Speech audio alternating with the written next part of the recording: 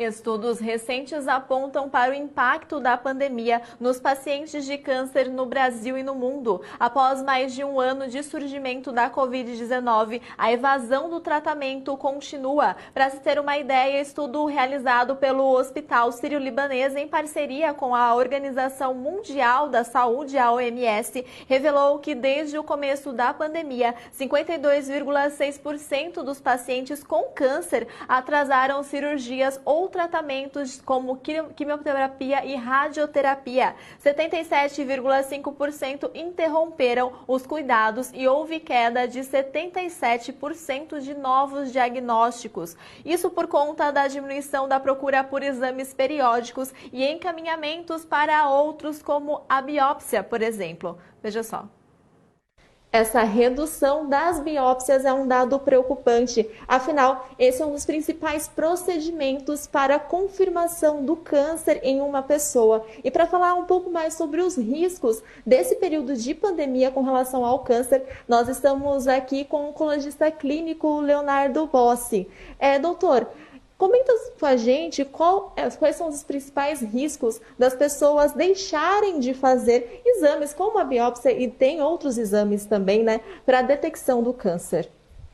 Bom, só diferenciando uma situação, a detecção precoce, você vai suspeitar por alguns exames, né? A confirmação é feita com a biópsia. O grande problema nesse período de pandemia é que as pessoas diminuíram a frequência de ida aos médicos e começaram a serem realizados menos exames do que normalmente a gente fazia antes da pandemia. Em consequência disso, também diminuiu o número de biópsias. Teve-se visto com diminuição até de 50% de realização de biópsias, depende do estado, do hospital que a gente está falando. Mas houve uma redução geral. O grande problema é que, primeiro, você não fez o diagnóstico. E você, não fazendo a detecção precoce com os exames de triagem, você vai descobrir a doença mais tarde, já com sintomas, às vezes até com a doença já disseminada, que a gente chama que é doença com metástases, né? Então esse é o grande problema que a gente vê hoje. Talvez já cheguem para um oncologista já em uma condição sem possibilidade terapêutica.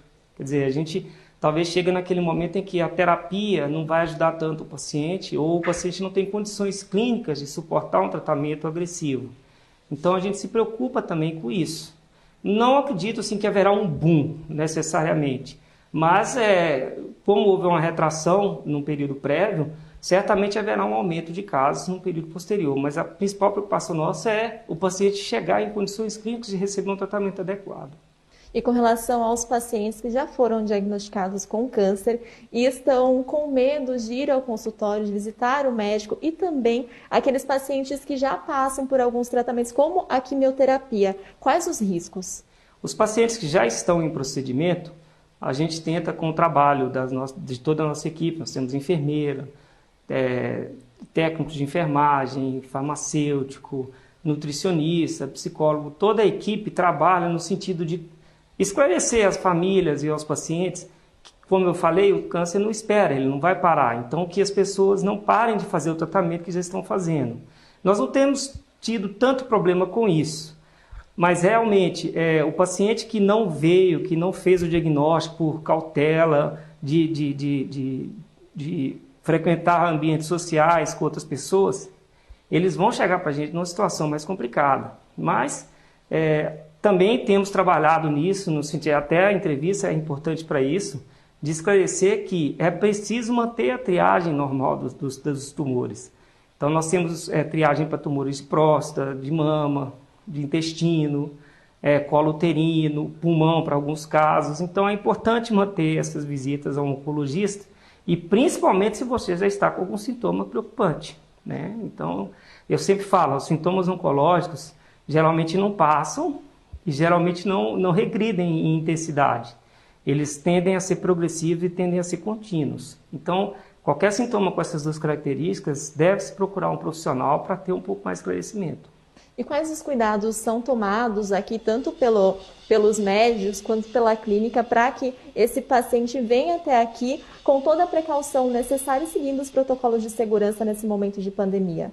A gente tenta fazer o que a gente também prega geralmente, né? O distanciamento social, no ambiente onde tem uma sala de espera, a gente tem uma distância mínima entre as pessoas, uso de álcool gel, uso de máscara, né? Então, na circulação, evitar contato direto com as pessoas, contatos muito próximos, mesmo no momento que estão conversando. Então, não tem muita coisa diferente disso para se fazer, é o que a gente prega para fazer em todos os ambientes.